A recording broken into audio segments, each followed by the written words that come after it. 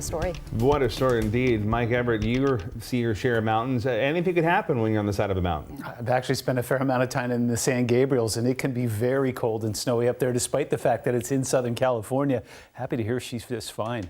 Taking a look at SeaTac right now, it's cold out here, and if you were with us during the last half hour, we could be seeing some flurries fly in there. I'll tell you more about that in a moment. Let me show you this, an amazing array of numbers. The high temperature at SeaTac today was 39. The average, at least the 30-year average for today's date, is 49, and then the record for today's date is 59. But the cold record is also 7. We were nowhere near that, but we were 14 degrees below average overnight last night, bottoming out at 24 at SeaTac. In fact, Seattle and Renton were in that category. Some teens in Shelton and Bremerton, 15 in Olympia. We even saw 18 in Arlington overnight, 20 at Forks, right along the immediate coast. That's amazing. It's going to be another chilly night out there. Not quite as cool as it was last night. We've got a little more cloud cover moving in that will act as a blanket here, and it will be warming up midweek, just basically to average where we should be this time of year. And then late this week, we will see some rain and mountain snow that will resume because that ridge of high pressure we were marveling at last week has finally broken down. So you can see a couple things going on. You can see a low forming right between us and the Aleutians, and then there's another one behind it that'll reinforce that. So what it will do is take that ridge and finally move it off towards the east. You see how there's a whole lot of nothing going on here?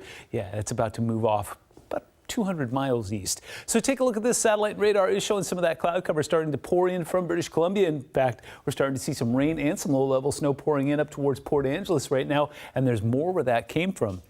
One thing that we have working to our advantage, though, is the lack of wind. In fact, it's going to be almost completely calm out there overnight tonight and again on Tuesday. So what that means is no wind chill, but it doesn't need much help. It's still plenty chilly out there. Stevens Pass looking good right now. You can see some road there. You can also see some road up towards Snoqualmie. So let's talk about snow potential. Really early tomorrow morning, we will see some that'll move through in the northern Cascades, but take a look at this. You're seeing some white between Seattle and Tacoma. Yeah, there could be some light snow there. Again, not expecting much in the way of accumulation, but there's going to be some folks who will be surprised tomorrow morning. Get to about 11 o'clock tomorrow night, so just a little more than 24 hours from now, we will see kind of a rain-snow mix up towards the Canadian border. A little bit of rain over top of Seattle, but again, forecast models are saying once it gets cold in the overnight hours between Tuesday and Wednesday, there's a little bit of white and pink here indicating that we could see some flurries and possibly a rain-snow mix there as well. Again, I don't expect it to accumulate, but it could be interesting. And if you like sunsets like the one we had tonight, well, it looks like we got another shot at that on Wednesday. 7-day forecast shows temperatures still wildly below average on Tuesday, but some slow warming will get us up to 50 degrees by the time we get to Saturday.